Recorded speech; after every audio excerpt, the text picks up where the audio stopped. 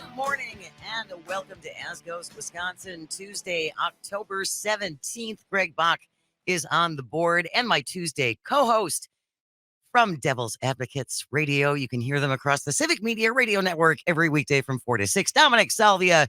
And I have to encourage people to watch us on the live stream. You can either do it on YouTube or Twitter. We dance, we sing. I have my eye rolls, and you can also see Dominic's very fancy backdrop this morning. He looks like he is rowing across the lake. I have a fancy schmancy man. Green screen here at the Milwaukee Hidden Studio. Good to be with you, Jane. As always, great. Good to see you, man. Thanks. Hey, coming up at 11 o'clock, I just want to tell folks, next month, November 5th, we will be falling back. Daylight saving time will come to an end.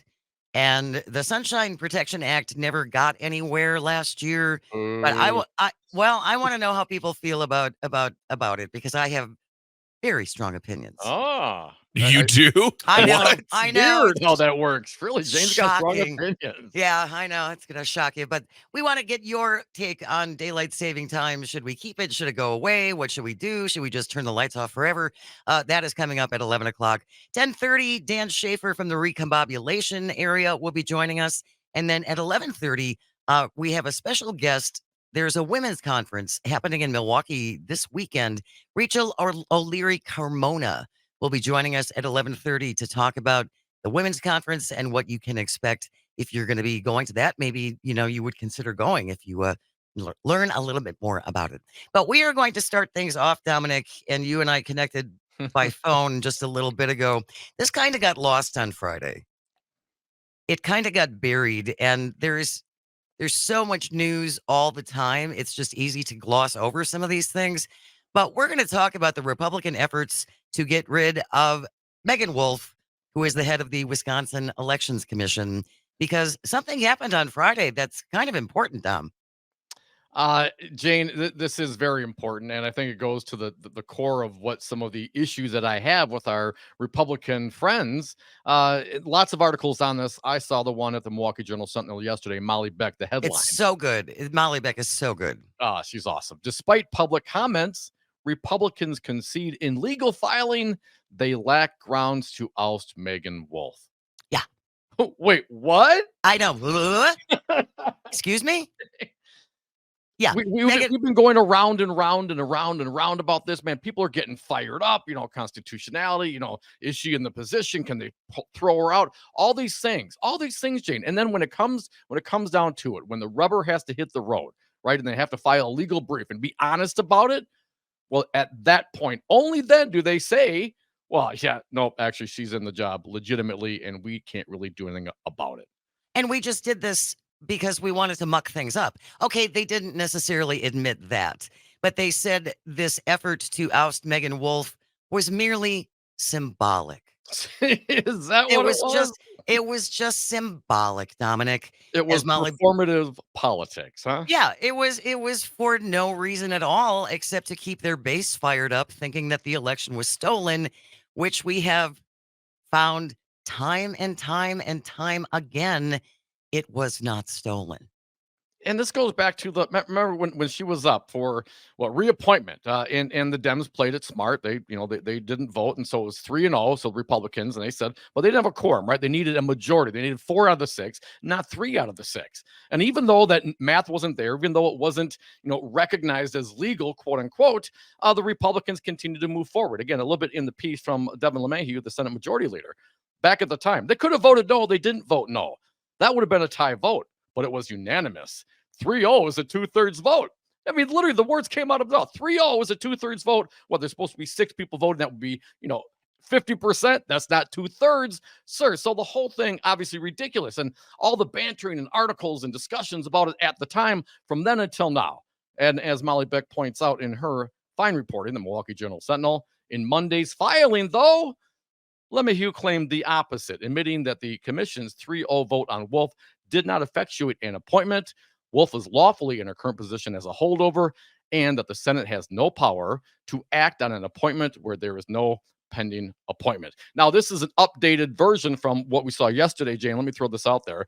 Okay. LeMahieu, in a statement on Monday, maintained he had not contradicted his past comments. Quote, No, of course not. no. The situation has been complicated procedurally, and the situation has changed a number of times. But since June, Senator LeMahieu has issued statements consistent with the filing.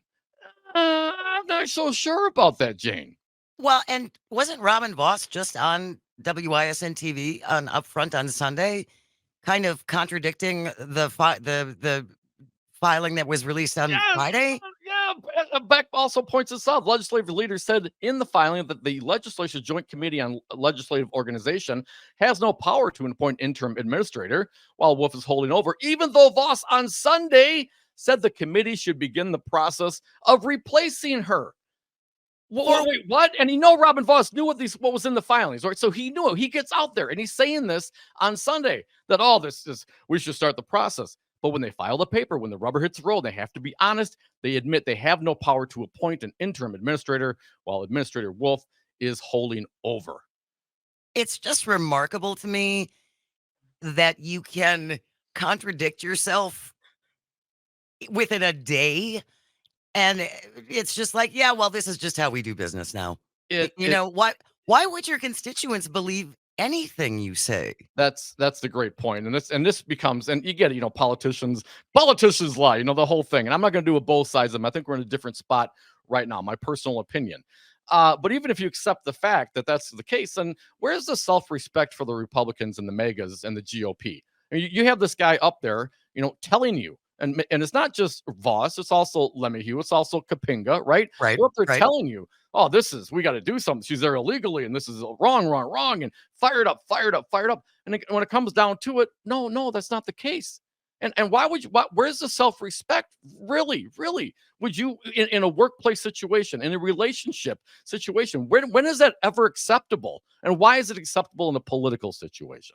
Well, and not to mention all the taxpayer dollars involved in these lawsuits that are pointless, right? No, right. It all costs money. Josh Call filed, right? Josh is the response to Josh Call. He's the Attorney General, state of Wisconsin. Well, he gets paid by the tax dollars, right? Well, yeah. Who are the defendants in this case? Well, of course, it's the Republicans, LeMahieu and Voss and Kapinga and these other folks. Well, they have, using either state resources, but probably external resources to pay for attorneys, also taxpayer dollars, right? The whole judiciary system itself is a socialist dollars going towards our justice system also. So we pay, and all the what I don't know what they're trying to do. I imagine they just want to keep their base. We're subsidizing the Republicans, keeping their base fired up on lies. And that's problematic, Jane. Absolutely. And you make a really good point that all of Wisconsin taxpayers are funding performative politics, right? Because it's wasting the court's time. Yeah, it's just theater. They knew that they did not have standing to oust her or replace her. Oh, let's go ahead and file it anyway. Let's just waste a little more time. Let's drag this out. Let's keep feeding the doubt that our elections are a mess. Yes. Our elections are not a mess. Our elections are not rigged. There are not ballots coming in from, where did they say that they were from? Venezuela or whatever? Hugo Chavez. I mean, the loony conspiracies. It's astonishing. And yet there is a certain part of the electorate that just laps it up. It's a unhealthy relationship. And I mean this sincerely. I mean, I don't know. I'm not going to go say, cult deprogramming kind of thing. But if you look to the Republicans and the GOP here in the state of Wisconsin and as your guide to what we should do or what you should do and how you should behave and what you should think as far as politics are concerned and those kinds of things, well, then they're steering you wrong. And if you continue to accept that, even if it's right in front of your face and we're telling you it's in the paper, you can really do a side by side, read the legal document, and then watch what Voss said on Sunday. Those things are contradictory. I mean, exactly 100% contradictory. Both of them cannot be true. One of them is a falsehood. One of them is a lie. And I'm betting it's not the one that they filed with a court. Again, just to reiterate this, and this is from a column in the Milwaukee Journal Sentinel from Molly Beck, who does a great job. Senate Majority Leader Devin LeMahieu, Assembly Speaker Robin Voss, Senate President Chris Kapenga admitting in a new court filing their efforts to remove Wisconsin Elections Commission Administrator Megan Wolf was symbolic and that Wolf is legally in her current position. So it was for nothing. It was for grins and giggles. Well, that's what you do when you have absolutely no platform to run on or try to get done. Nothing. Well, and their policies are not popular, and we've talked about that before as well. Right. No. So people don't like their policies. So instead of changing their policies, they change the way they just make it more difficult for people to vote, right? Yeah. I'm just going to make it harder for you to cast your ballot. I don't care if you don't like my policies. Again, stick our fingers in our ears, go la, la, la, la, la, and keep getting paid and keep getting per diems and keep popping popcorn, and life is good. Other people's money. I mean, what effort? I mean, literally. I mean, the court has nothing else to do. Pardon me. We don't have, as a state, actual problems and actually money in the bank that we can use to solve some of these real problems, real Right. life problems that we have. And they're wandering around doing symbolic, dances to what end? Of course, to keep the base motivated. On your dime, Jane. On your dime, Greg. On your dime, Republicans. They're using you. They're Yes. abusing you. They're lying to you, man. It should have take that to heart. It should be upsetting to people. People should be, I don't know, not happy. I'm about upset this. for them, Jane. Oh, and you do a really good upset too, Dominic. All right, we're coming up against the break. You can always chime in. You can text and or call 844-967-2789. If you're watching a live stream, you can also leave a comment there. We will be right back. This is As Goes Wisconsin. You are listening on the Civic Media Radio Network. Welcome back to As Goes Wisconsin. Ooh, we're being very dramatic this morning, Greg Buck. It's like one of the greatest theme songs to ever happen, and it's applicable to what we will be talking about soon. Yes, absolutely. All right, we're talking. We're going to move on to Jim Jordan, but I want to go back to a couple of texts we were talking about. Republican leadership in Wisconsin essentially admitting on Friday that their efforts to oust Megan Wolf, who's the commissioner of the administrator of the Wisconsin Elections Commission, basically had no basis in reality and was just symbolic because they think that's fun. Apparently, 844-967-2789 from the 262. Yesterday, Dominic was cussing on the Devil's Advocate show about this issue. I would just like to add a no naughty word to the GOP having no grounds to remove her. And from the 541, if a candidate felt the election process wasn't fair, why would you subject yourself to such a system and not move on to another career? If a person felt the election system is being rigged, why not volunteer as an election worker to ensure that it is fair? And number 3, can citizens of Wisconsin file suit against these individuals to force them to pay for the court costs of their self-proclaimed symbolic lawsuit? Right. I don't know if we could we sue them? We can sue anyone we want. We want our money back. Yeah. If it fails, it's all about the symbolism, right? It doesn't matter if there's legal merit or not, as long as we are providing the right symbolism. That's what really matters. Of course. I mean, if they're willing to do everything they're doing right now and say it was symbolic, it was a gesture, it was whatever, then I feel like we are within our rights as Americans and taxpayers and the people funding these operations to say, all right, here's some more symbolism. We're going to sue the pants off of you because you wasted our money. Party of responsibility and always saying things like, well, why can't you just follow a budget? Really? It's easier with other people's money, Greg. Yep, they're really good at that. All right, we're going to move on to Ohio Republican Jim Jordan. They may actually hold a vote at noon today, I saw, to see if he will get enough votes to become Speaker of the House. And something that really jumped out to me, Republican Kelly Armstrong from North Dakota, who nominated Jordan for Speaker, he said, essentially, Jordan is the only person who can stop right-wing pro-Trump media from continually crucifying their House majority. So they're picking Jim Jordan so Sean Hannity won't be mean to them. Right. Wow. Snowflakes. Wow. I know. And the other thing that kind of jumped out at me is, and I saw this on Twitter and I have not been able to verify it yet, but that a producer for Hannity was actually contacting Republican House members to find out how they were going to vote on this. Yeah. So they Yeah. could, what, share it with their audience? Yeah, there's like a boilerplate letter going around with Mr. Representative XXX. How do you feel about this? How do you feel about that? What do you do about this? What do you do about that? Yes, that I mean, so what? Sean Hannity from Fox News is now the whip for the Republicans in the House. I mean, the Republican Party is in disarray. Well, and just look back to January 6th and the texts that were flying between all of these Fox people and the White House. If when Barack Obama was president, if Rachel Maddow had been texting him on a regular basis, trying to help his campaign, the number of exploding heads would be uncountable. We got one of those texts that said, "Hey, Mr. President, nice tan suit." Oh no!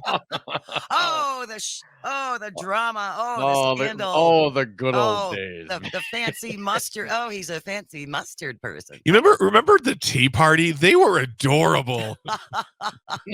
Especially the hats. Oh yeah, The hats were special. The thing about, and I think it was Greg Sargent. I saw it yesterday. He's a columnist at the Washington Post. Put out a tweet from some of the comments from the J6 committee about Jim Jordan and what he did and the conversations he had and who he talked to. Of course, Jim Jordan was subpoenaed. He didn't show up. The head of Judiciary Committee defying a lawful subpoena, now going to be what? Potentially Speaker of the House, third in line to the presidency, and he doesn't follow, their own laws, quote unquote. So why aren't these people being arrested for that? I don't get it, Greg, for real. I mean, Jim Jordan was neck deep in all of this. He talked to Trump several times. He talked to Rudy several times that day. He's been out there pushing the stop the steal, the fraud. He's been out there. He's been a main point of that. He's been, I would say, probably on the very short list of some of the biggest supporters of Donald Trump in the Republican caucus right now. And of course, what? It's not McCarthy, right? So and then what? What's his name? He bowed out last week. Oh, Scalise. Scalise bowed out last week, and now it's down to Jim Jordan. Let alone the sexual abuse stuff that he apparently turned an eye to allegedly when he was a coach in college. I mean, wow, really rising to the top. This is the best the Republicans have to offer. You got to be kidding me. And there's real work that needs to get done, and Jim Jordan's your guy? I mean, but they're not concerned about doing things for their constituents. Again, this is more everything. The Republican Party now is it's all symbolism. It's just all symbolic. They don't actually have to accomplish anything. And for anyone who thinks that if Donald Trump, who will likely be the Republican nominee for president, if he loses in 2024, you think Jim Jordan is going to do the right thing? Right. If Donald Trump comes out screaming again, saying, "It was rigged, I was cheated, I was robbed," what do you think Jim Jordan's going to do? Oh, I want more Jane impression of Donald Trump. That's what I want right there. Oh, that wasn't that good. But it was enough. It was enough. All right, we're going to be moving on. Dan Shafer from the Recombobulation Area will be joining us after we get back from the bottom of the hour news. I hope you will stay with us. This is As Goes Wisconsin. You are listening on the Civic Media Radio Network.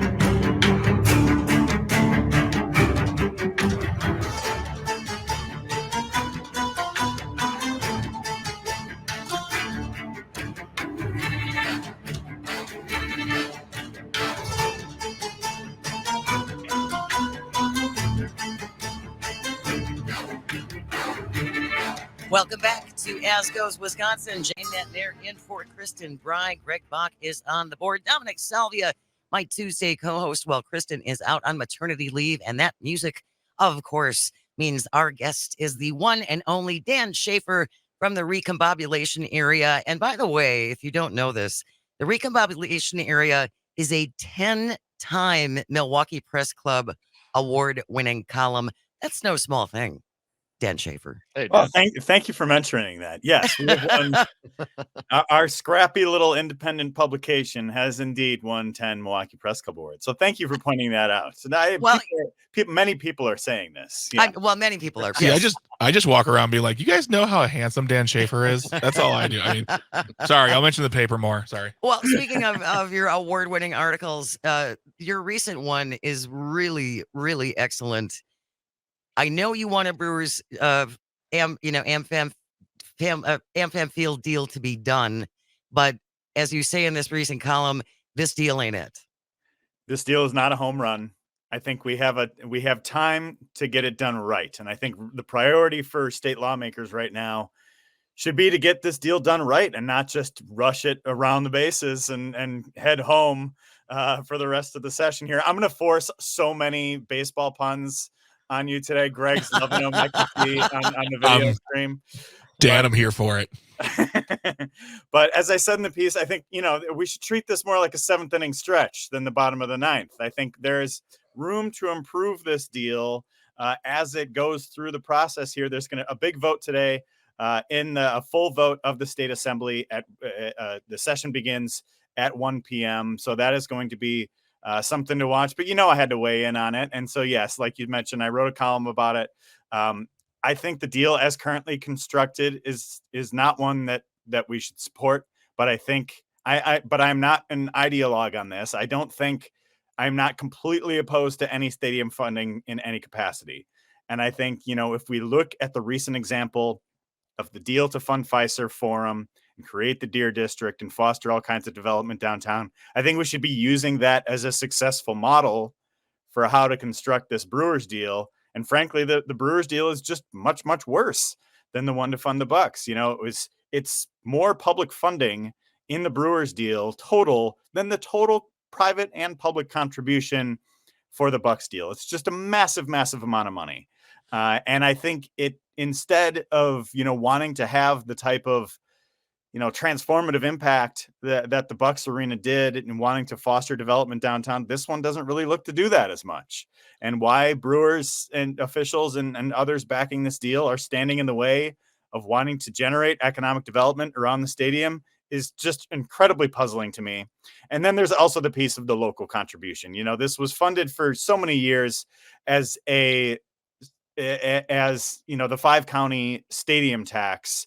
And now wealthier counties surrounding Milwaukee County, Waukesha, Ozaukee, Washington, and Racine, they don't have to pay anything anymore in this deal. So I think that should change too. I think there are places to improve this deal, but we are for some reason rushing this to the finish line, even though there are 7 more years on the lease. It doesn't make a lot of sense to me. Well, Dan, it seems like the Milwaukee Brewers themselves kind of strike out on this deal. They're only putting in $100 million, and the Bucks ownership group put in almost 2.5, 3 times that amount. Yeah, I would say, swing and a miss here from the Brewers ownership.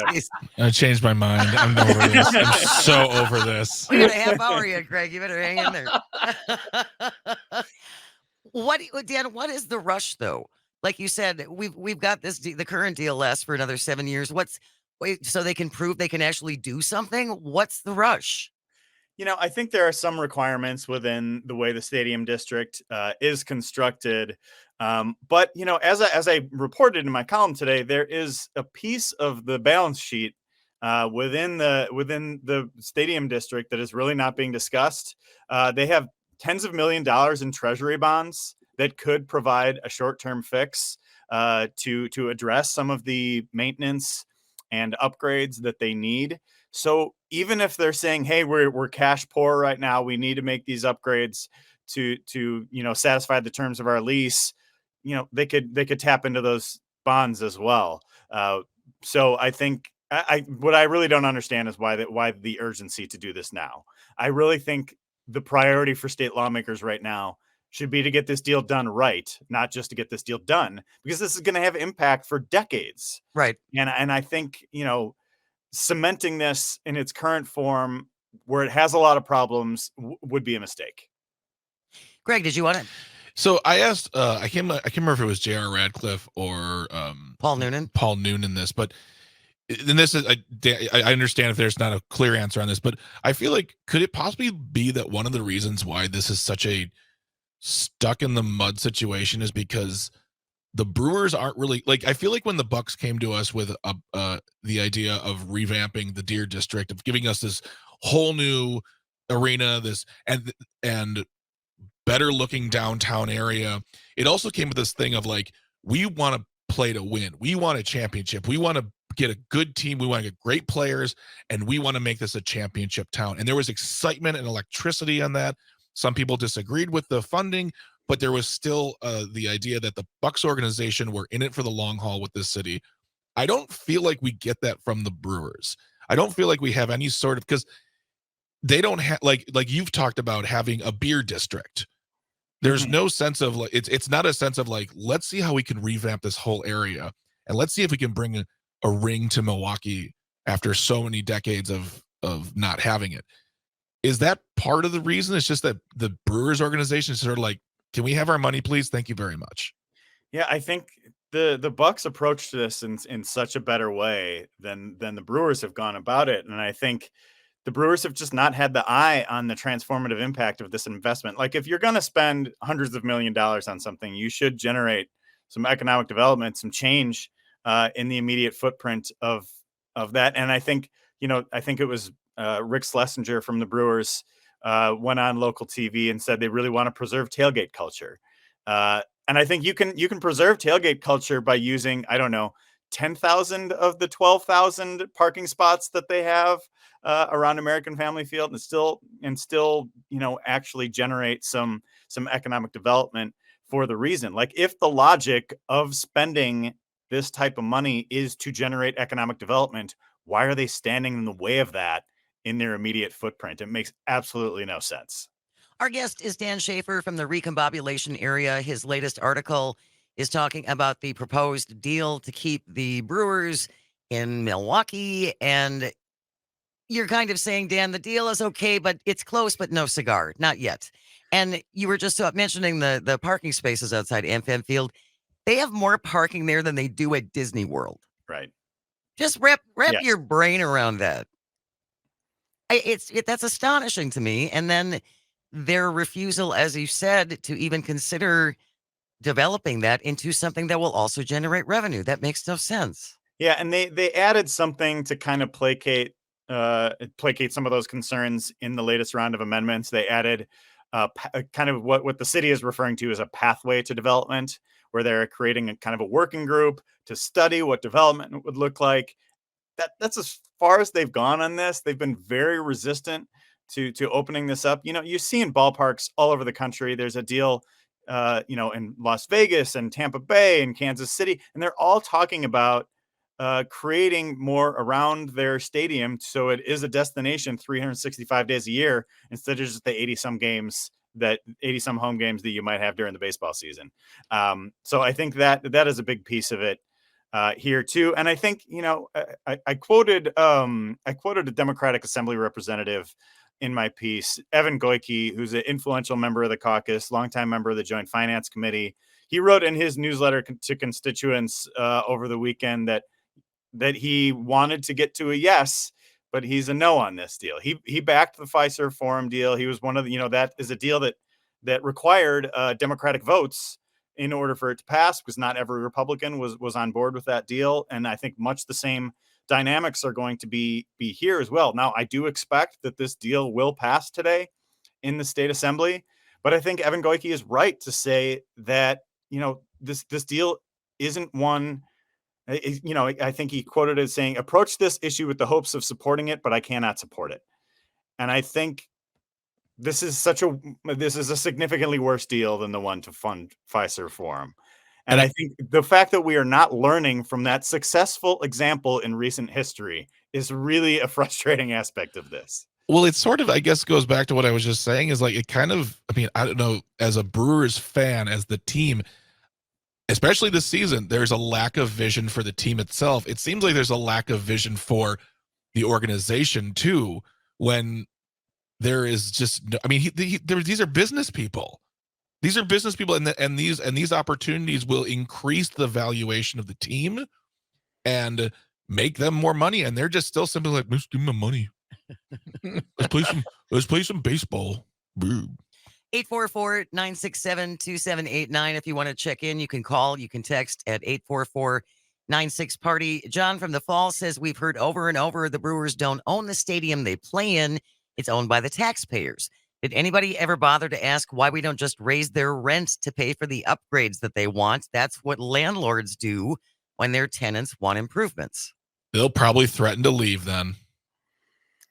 Yeah, I think there are some details in that lease agreement that would I think I might be a little bit off in the exact numbers here, but I think there's a requirement that says that they have to stay in like the top 50% of ballparks in the country for this. So they need to have, and that was in the original legislation. So like there's some very complicated pieces of this deal, but it is really important to note that the state owns the ballpark. And by doing nothing, I think, I was critical of the people who have said we shouldn't do anything for this deal as well, because doing nothing is not a good option either. We don't want the Brewers to leave. We don't want, American Family Field to sit there empty without its primary tenant. We don't want, you can question the degree to which there is economic development generated by these stadium deals, but we don't want any of that to leave. So I think you need to find a way to get to a workable deal here, and you have so many people in favor of it. Why not work to improve it instead of just taking your ball and going home, I guess. Well, right? Dan, I would mention the Pontiac Silverdome, where the Detroit Lions used to play, is now an Amazon site. So there are other uses and things that can be done. Your piece, you break down some of the funding: $411 million in state funding, $135 million in local funding, split between the city and Milwaukee County, and $100 million from the Milwaukee Brewers. Throw in maybe a few more dollars from the Brewers, and maybe some development piece. What do you see as the formula to get you, Dan Shafer, to a yes? Yeah, I think it's the Deer District development, or Beer District development is one thing, and I think adding a ticket surcharge would that ease the burden on local taxpayers and shift it to the people who actually use the stadium. That is a key piece of the Fiserv Forum deal. I think it's a no-brainer to include it here as well. I think they've talked about adding that on the state Senate side. We'll see if that actually comes to fruition, though, because they talked about that in amendments at the assembly too. Well, no matter what happens, it's still going to get signed by Governor Tony Evers. Any sense on where he's at on the current incarnation of this deal? Yeah, he has signaled that he's going to support it. He said, I think the Wisconsin State Journal quoted him a couple weeks ago that said, anything that comes across my desk, I'm likely to support. So that typical veto threat that we see from the governor as things get negotiated in the legislature, not exactly here this time around. 844-967-2789, 844-96-PARTY if you want to weigh in on the pending Brewers deal. I see you on the phone, and I've got your text lines up as well. We will be right back after the break. Stay with us. This is As Goes Wisconsin on the Civic Media Radio Network. Welcome back to As Goes Wisconsin, 10 minutes before 11 o'clock. Jane Matner in for Kristen Bry. Greg Bach is on the board, my Tuesday co-host from Devil's Advocates, Dominic Salvia. And every Tuesday at 10:30, we get Recombobulated with Dan Shafer from the Recombobulation Area, talking about your latest column, Dan, about the current Brewers deal and how it could be better. It's just not great yet. So we're taking your calls and your texts at 844-967-2789, 844-96-PARTY. Marty hung on through the break. Thank you so much, Marty from Milwaukee. Good morning. What do you think about this? Good morning, all. Thank you so much for taking my call. Just some really important facts I have not heard or read anywhere, and I think they're important. Number one, the stadium is not in the city of Milwaukee. That is number one. People believe that it's in the city. It is not in the city. That sits on VA land. That is federal land set aside by Abraham Lincoln's administration way back in 1860-something, and that land is federal land. On that land, when they got the agreement to build the stadium originally back in 1949, 1950.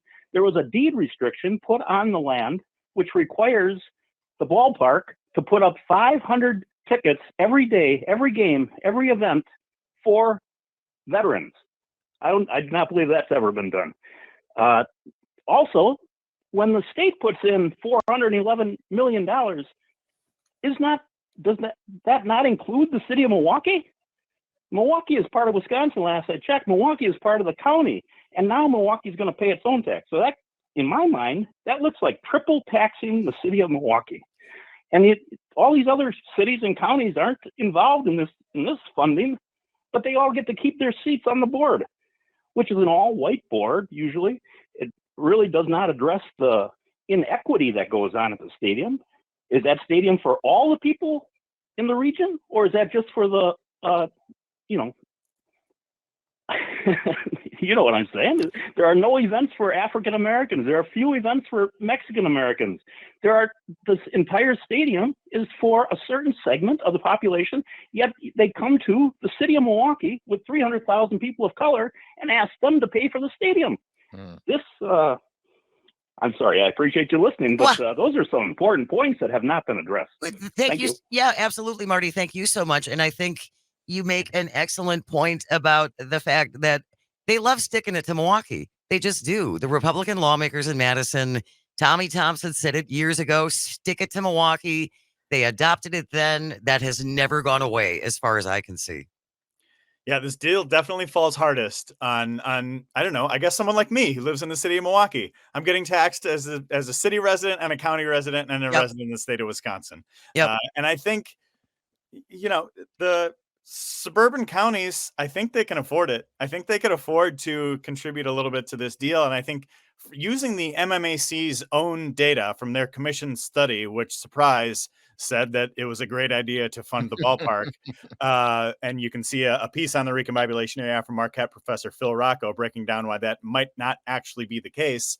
But the majority of the people who attend games at Miller Park are from outside of Milwaukee County. Right. Again, right. Majority of the people who attend games are from outside. Like over 60%, if I remember, Dan. Exactly. Yeah, right? It is. I think it's right around that 60% number. So it is frustrating that the wealthier suburban communities are cut out of this deal. And Milwaukee, and we just had this debate about shared revenue. It was one of the biggest deals of the year. We needed a local sales tax for the city and county to get away from the brink of bankruptcy that the state had pushed us to, from blocking local revenue and defunding shared revenue for years and years and years and decades. And as soon as that deal is passed, they come right back to our pockets asking for it. I think that is one of the most distressing and uncomfortable parts of this deal. And I know there are a couple things that they added and amendments that are going to be good for the city and county in the long term. And those, again, there are pieces of this deal that are good. A change in the sales tax collection, the way they collect sales taxes through the Department of Revenue, giving ultimately more funding to the city and the county in the long term. That's a really good thing. But the fact that it only falls on Milwaukee County is not a good thing. And I want the Brewers to kick in more. That was part of the Fiserv deal. I want those guys who can sell their 20,000 square foot mansion in California for $73 million to have to kick in a little more. The third villa in France is just going to have to wait. 844-967-2789. Price from Texas has been waiting. Good morning, Price. Good morning. I just want to kind of bring up to kind of something else that's really in Dan's wheelhouse too, is down here we've got the FC Dallas soccer team, which has even fewer games than Miller Park, County Stadium, Ampam, whatever. And right across the street from it is just all industrial, but then plopped right in the middle is just a giant apartment complex. And those parking lots, if you build that housing, people are going to move into that housing.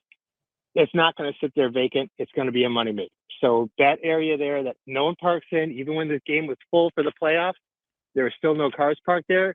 Turn that into housing, develop it, put some small grocery store, something like that there. I mean, that would be, just develop that area and you'll see it boom. That's all I got. Thanks. Thanks a lot, Bryce.